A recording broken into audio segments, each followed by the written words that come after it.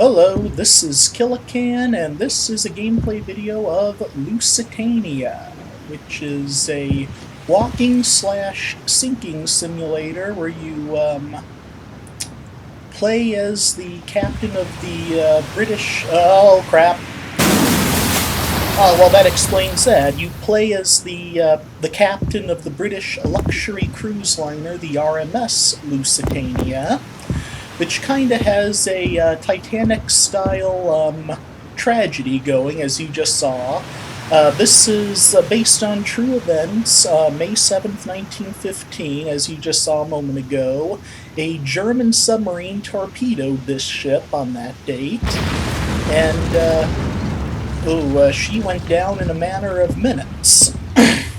And yeah, apparently, like, a lot of people on board, a lot of civilians, a lot of people got killed, drowned in the ocean. Apparently, it's the Celtic Sea, it said when I first started this thing. Yeah, that's,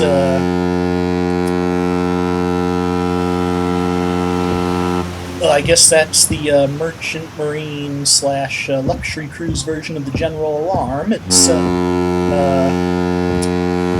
yeah, I had nothing to do about the submarine, of course. I couldn't, turn the wheel and try to avoid it, or travel in a zigzag pattern or anything, which is how ships, at least in World War II, avoided torpedoes from submarines.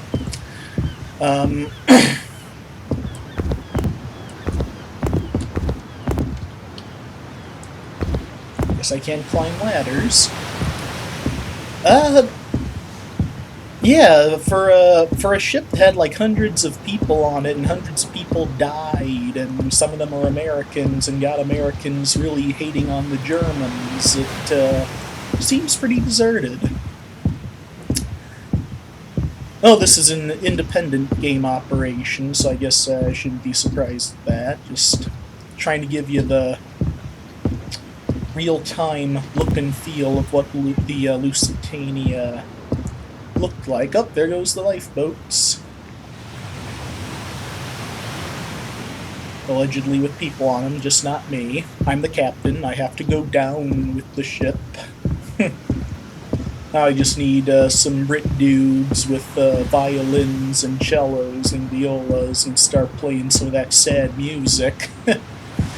Maybe have Leo DiCaprio and Kate Winslet sort of just sit over there at the stern of the ship. The stern is the back of the ship. For those who are unfamiliar with nautical terms, I served in the Navy, so I know these things. The back of a ship is the stern. The right side of a ship is the starboard. The left side is the port side, and the very front of the ship is the bow. But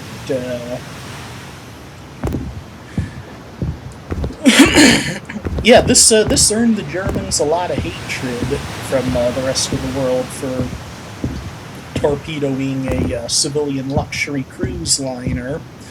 But of course, go figure, decades later, the document, the ship's manifesto was declassified, and it turns out, in the cargo hold of this here luxury liner, the ship actually was carrying military equipment. It was carrying mostly, I think, tools and parts and stuff that were intended for the British Army in the trenches at the front. So, technically speaking, by the absolute letter of military law, what the Germans did torpedoing this ship was technically not a war crime. Technically not an atrocity, because once a civilian ship, transports weapons or technology for the military in a time of war, it ceases to be a civilian target and becomes a military target. Little historical note there. something a lot of people also don't realize about Hiroshima and Nagasaki with the atomic bomb. A lot of people these days say, oh, it was a terrible atrocity, and it was a war crime, and America's evil for doing it. First of all, America dropped plenty of conventional bombs that landed on German and Italian civilians in the European theater of World War II. And secondly, the Hiroshima and Nagasaki were both industrial cities. They had factories and they had, supply depots and stuff there that were used to support the military in the war effort. So, again, by the letter of military law, made them fair game for bombing. Of course, I'm probably going to get some negative feedback for that, but I don't give a shit. Because I'm sinking! Oh, the humanity! Oh, this is the world's slowest sinking ever. How did so many people die?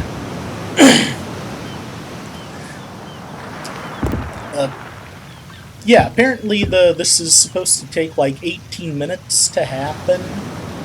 But, well, granted, it was a few minutes before what y'all saw at the beginning of this video with the torpedo hitting. So, yeah. It's interesting, though. This is, like I said, it's an independent operation. I have it on medium graphical detail because my computer is out of date, and I don't know enough about the computer science of it all to update it myself. I probably have to take it to Geek Squad or something, but the water looks pretty damn good. And the ship also looks pretty detailed. Obviously, the guy who, I'm assuming just one guy who made this, put a lot of time and effort into the details of the whole thing. Trying to make his accurate description of fell off Lusitania and didn't survive the impact. Okay. Alright, here we are again. I guess the captain can't swim. By the way, that actually makes a lot more sense than a lot of people think. A lot of people think, oh, sailors die because they can't swim, that's stupid. Well, it's actually not, because, well, again, I was in the Navy, so I know this stuff, so, like, knowing how to swim when you're in the Navy is good if you want to have some fun, cool off in the sun in the summer. But, not going to do you a whole lot of immediate good if the ship sinks, like what happens in this game, because, the funny thing about the ocean is, the water is very deep and it's very, very big. It's literally the majority of this planet is ocean. So, even if you can swim, if your ship sinks, like what's going to happen here pretty soon with the torpedo, again, unless you have a life jacket on, or a lifeboat to swim to and get out of the water, eventually either A, a shark is going to get you, or B, the sun's going to beat down on you and give you sunstroke and kill you and dehydrate you and you'll die, or you'll just get tired and pass out in the water and be too weak to swim anymore. You'll go unconscious, dip below the waves, and die.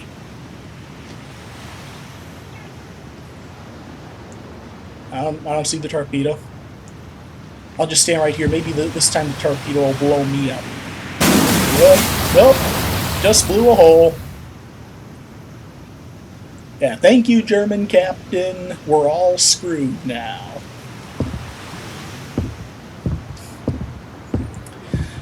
But, so yeah, for the longest time, and not just in the U.S. Navy, but in a lot of other navies, you were not required to know how to swim, because in an emergency situation like your ship going under, you don't have a life jacket, you don't get into a lifeboat, knowing how to swim isn't really going to help you that much.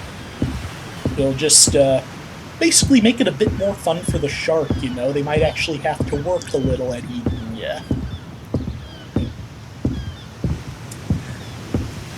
But, yeah, enough about that shipper subject. But for happy-go-lucky games, this is definitely not the right one, because it's about sinking.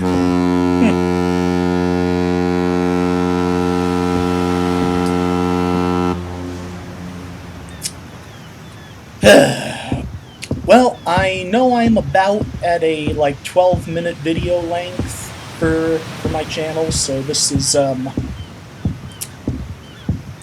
probably about as long as I can do. I'll tell you what, first I'm going to run all the way to the front of the ship.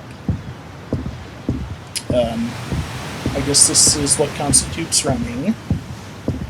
We should be running, you know, everybody panicking, run, scared, ship sinking. Water. Lots and lots of water. I guess this is not the way to the bow of the ship. More likely to the bowels of the ship, and it's a dead end.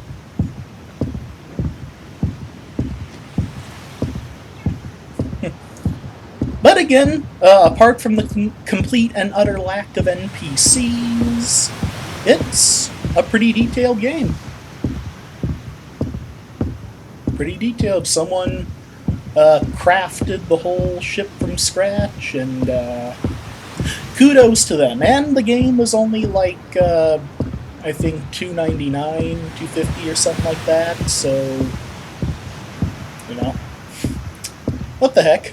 If you like ships, and if you like the slow, terrifying sense of impending doom, of the water coming to meet you and take you as another victim of the sea, by all means go ahead and get this game. It's cool, at the very least, to support people making video games about World War I. Alright, that's enough for me, fans.